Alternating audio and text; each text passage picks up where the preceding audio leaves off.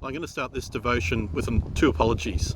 One, it's pretty noisy out here, and two, I've got the sun right behind my head, so just so you can see what's just over my shoulder just here. If you've ever driven into Ipswich, coming in from the Warwick Highway, you would have driven past this aeroplane that's right behind me. And if you've driven past it and don't know what it's called, well, I'll give you the answer. When these cars all go past, there's about 5 or 6 of them.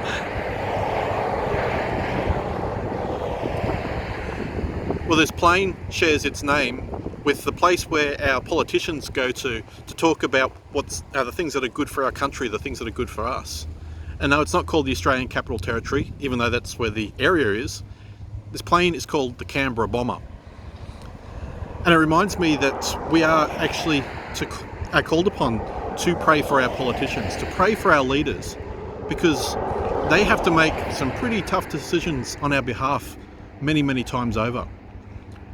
In the past, they've had to make decisions on when to go to war or not, whether these planes were needed or not, and where they would send people to possibly go to their death. But they also make decisions on our day-to-day well-being as well. They look after the economy. They look after our roads and our truck drivers and our shopping and all those kinds of things. They make policy decisions for the good of our country. Now that's a pretty tough thing to do, because we all share different opinions on all different topics. And so how on earth do they make decisions that make everybody happy, and at times not being able to actually give out the information that they base their decisions on? And so what we're to do is to not make life harder for them, but we're called to pray for them, to care for them, to support them, and to let them know that we appreciate what they're doing on our behalf. See, the Bible tells us that God has appointed leaders over his people, over all people, that they're put there by our vote, but they're also put there by God's will. And if God's seen fit to put them there, we have to trust that God has put them there for a reason. Whether we agree with those reasons or not, God is the one that knows all things. He's the one that knows best.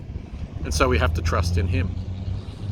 So the next time you're tempted to ridicule our leaders, our politicians, the next time you're tempted to think that you know better than them, take a moment, and instead of being critical, take a moment to stop and pray for them. And not just pray for them, better yet, take a moment to pray for them first, and then get in contact with them. Shoot them an email or a Facebook message or something to let them know that we're thankful for what they do, that they are appreciated, that we know that it's hard for them, it's hard for their families as well, trying to do what's right for millions and millions of people. Take the time to thank them and to thank God for putting them there for us.